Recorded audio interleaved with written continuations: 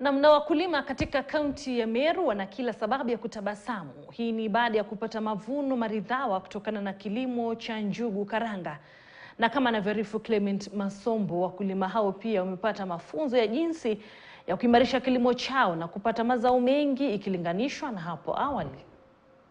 Wakulima wa kaunti ya Meru ambao hujulikana sana kwa kukuza mazao kama vile kahawa, majani chai na hata ndizi, wakapata mwamko mpya kutokana na kilimo cha njugu karanga. Tayari mamia ya wakulima hao wamepata mafunzo ya kutosha ya kuanzisha na kuendeleza kilimo hicho. What I can tell other farmers, including my neighbor, I've seen growing of groundnuts is not all that bad. But already they have information. They are waiting to see what I will harvest and what I will get so that they can venture. No, for now, they are somewhere waiting to see will the company buy these things. The crop is really demanding. It is a new crop, and the management was very, very difficult. One of the challenges was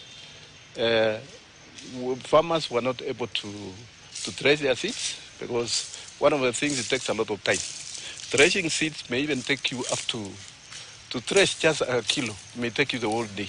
Mpango huo wa mafunzo uliodhaminiwa na shirika la Kilimo Trust unalenga kubadili maisha ya wakulima na wakazi kwa jumla kwa kuwafunza mbinu bora za ukulima na ustawishaji wa njugu hata baada ya kuvuna. You realize that the varieties that we've been producing have been of very low productivity, of low quality seeds and varieties, and there has been a serious mismatch between what is preferred in the market, what the consumers want, and what the producers and the marketers are marketing. The other big impact that the project we've realized within the project is the engagement of women and youth to agricultural activities. Wataalamu wanasema kuwa kuwepo kwa bakteria aina ya aflatoxin na ukosefu wa taarifa kuhusu kilimo bora ni baadhi ya changamoto kuu zilizowakumba wakulima wa eneo hilo. Hata hivyo, shirika la Kilimo Trust kwa ushirikiano na chuo kikuu cha Egerton wamezalisha mbegu mwafaka ambayo ina uwezo wa kusitiri changamoto kama hizi. There was a problem with the groundnuts because it was full of aflatoxin. So we decided to develop peanuts that were free from aflatoxin, and this called for various measures to ensure that we produce aflatoxin-free groundnuts.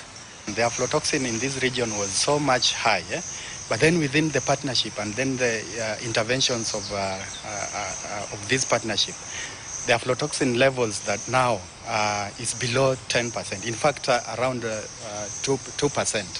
Kwa mfanyabiashara Purity Murungi, njugu karanga zimekuwa kiungo muhimu kwa biashara yake. Yeye hutumia njugu kuunda bidhaa mbalimbali kama vile chai, keki na hata kupata mafuta kupika kutoka kwa njugu. Hata hivyo, anasema kuwa kupata aina sahihi ya njugu anazotaka imekuwa changamoto kubwa kwake. I use groundnuts to cook omelette, pancakes. I can also extract oil from groundnuts. You see, there are some types of groundnuts that I don't use.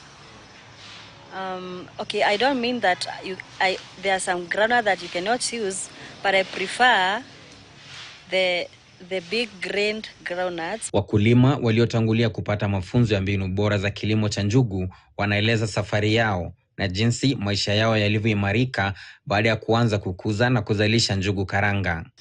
Wakati huo tukaanza tulipewa hiyo mbegu bure. Na for that, wakati tulimaliza na tukanunuliwa vizuri, tukaona hii ukulima iko poa sana. Na nimeweza kuadvise vijana wengi sana wasingojee tu hizi kazi za kuajiriwa.